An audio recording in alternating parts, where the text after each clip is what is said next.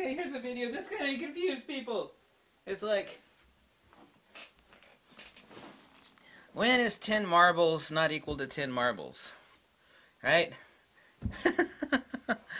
It's kind of like saying, well, when are 10 people not equal to 10 other people? It's like, well, maybe if you have like 10 regular people and 10 little people. You can't use the word midget anymore. It's like, well, you know, generally speaking, you know, yeah, they're all people, but, you know, this is on cameras where, say, for example, 50 megapixels is not 50 megapixels. There's a link below, and obviously it's a Fujifilm commercial.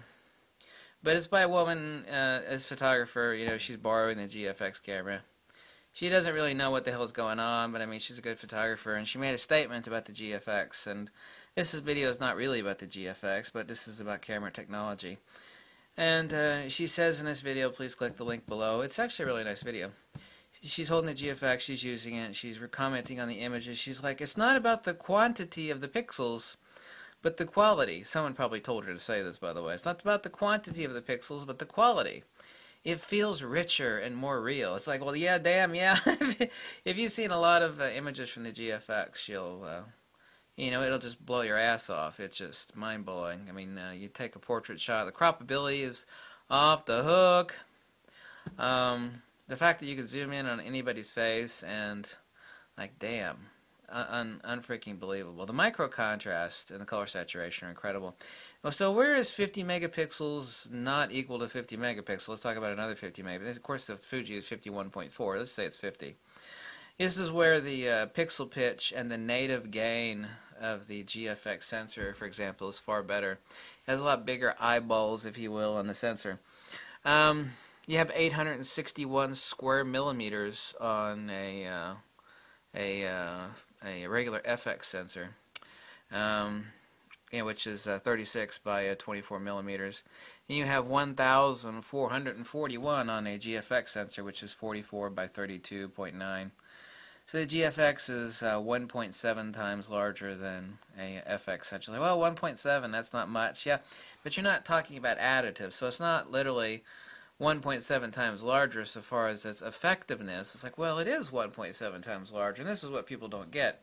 It's kind of like the inverse square law, except in reverse, is that, say, for example, you have something that's 10% bigger, this is a lot more than 10%. It's not 10% better, so it's not like 110%. It's exponentially better. This is where something, when it comes to sensor technology and light and SNR, because everything in photography is just like a damn radio. There is no difference between a radio and a camera. Okay, like how good your antenna is. Let me grab a radio over here. You got a crappy antenna, it doesn't pick up the signal too well. Got a good antenna, picks up the signal pretty well. Things don't become additive, they become multiplicative. So this is where 1 and 1 and 1 and 1 don't equal 4. They become, say, 16 or 20. So this is something people don't get, is it's not, well, it's 1.7 times better because it's 1.7 times bigger.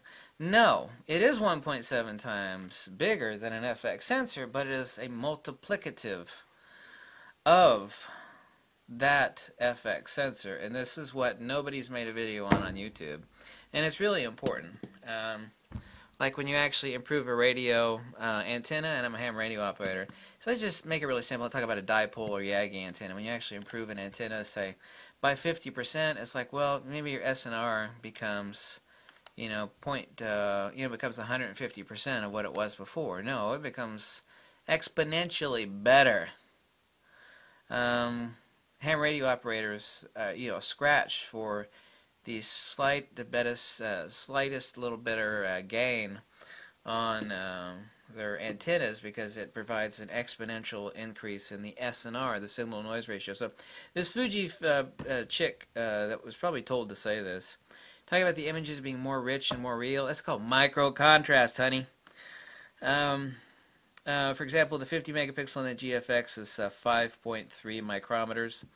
It's 4.8 micrometers on the Nikon D810. The Canon 5DSR is also a 51 megapixel sensor, but it's an FX sensor at 4.14 micrometers. So you not only have smaller photo sites or smaller eyeballs on a much smaller sensor, Um, the depth of field and the dynamic range and the signal-noise ratio of micro contrast is infinitely better on the GFX, for example, than it would be on. It's like, well, 51 megapixels, 51 megapixels. What's the difference between this and like a 51 megapixel Canon 5DSR? Well, not only does the image not have to be blown up as much to say make a 20 by 30 or 8 by 10, but the eyeballs are a lot larger and probably improved micro lens design. Of course, a camera is not just a sensor; it's 80 converters, SNR firmware. Its camera is an image processor. It's not simply a frigging sensor and an SD card.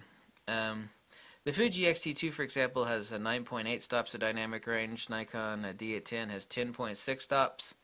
The $50,000 100 megapixel Phase 1, which is a big ass sensor, huge, is only 13 stops of dynamic range. GFX has 12. So for $42,000 more, and with 50 more megapixels and a much bigger sensor, you only have one stop better dynamic range, and that's that's something. It's nothing to sneeze at, but that one extra stop and 50 more megapixels costs you another $46,000. Ah, that's a lot. Yeah, 10.6 stops dynamic range on the Nikon D810. I noticed that everybody's commenting, as I said yesterday, commenting on the GFX, don't seem to actually own it. Now, a couple of people pointed out a couple of guys on YouTube that do actually own it. A couple of people I never heard of. One is a neat, skinny little British dude. I liked his videos. He actually uses a light meter. I was like, that was really refreshing. But yeah, I've had a few people over the past few months and me talking about the GFX. They're just like, well, the sensor is not that big. It's like, well, they keep thinking in terms of additive size. And it's not additive, it's multiplicative. It's like, well, it's only 1.7 times bigger, so it must be like 170% of a full frame. No, it's a lot more than that. It's multiplicative SNR, because everything is a signal-to-noise ratio. This would be poor SNR, this would be awesome SNR, this would be super awesome SNR. Actually, we changed in design, a change in antenna design, not simply longer antenna, because bigger is better, right? Better SNR for the tuned signal. In this case, we're talking about visible light, where the larger eyeballs on the larger sensor have a better native, given the exact same. All exposure is gain in time. Gain being aperture, and time obviously being shutter. But there's also another gain, and that is the native gain of the sensor. In other words, if you have a Canon 5DSR, let's say it's the exact same lens. Let's say you can mount a GFX lens on it, so we're eliminating out the lens.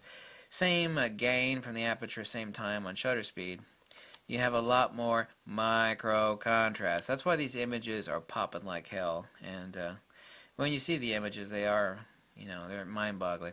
I always wanted a digital medium format, but the problem is that like the Mamiya Leaf, which I almost got a Mamiya Leaf, but the damn thing was basically 26. With the lens, it's $30,000. Okay, just say Mamiya Leaf and it's the same damn sensor as the GFX. And the GFX has improved micro lens design because Fujifilm specifically designed this with their own architecture. Even though the sensor is a Sony sensor, they specifically designed this with their own architecture on micro lens and construction. But the ultimate sensor is still the same.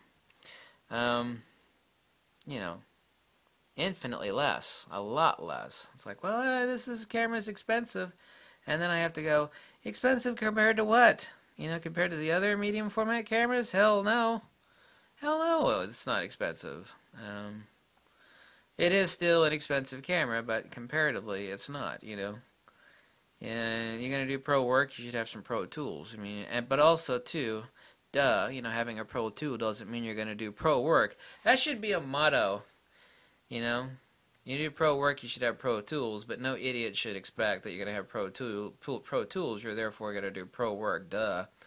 That goes without saying, because someone is invariably going to say, your GFX, just because you get a professional camera doesn't mean you're going to do pro work. It's like, hello, McFly, I know that, I can stick a Phase 1 in, Helen Keller's hands. She's not going to do any good with it. She might, Some photographers actually walk around blindly and they listen to things and they take pictures of it. It's a type of oddball photography, and it's like a broken clock. Broken clock is right twice a day. So, but anyway, You can't look at the sensor in the case of the GFX and say, well, it's 1.7 times bigger, therefore it's 1.7 times better than a full frame. No, it's not. It's exponentially better. And all the RAW files and the straight out of camera JPEGs prove it, because when you look at them and then you blow them up to 100% and you go, what? Yeah. Can't wait. GFX will be here in less than 48 hours, and my 120mm will be here tomorrow. Yeah. Thank you so much for watching. If you like this video, you can drop me a buck or two. You can tell me, especially now that I'm broke, or tell me to jump off a cliff. Whatever makes you happy. Okay? Okay. Bye. Bum ba-dum bum bum bum bum bum. Ba-dum ba-dum bum bum bum bum ba-dum ba-dum bum.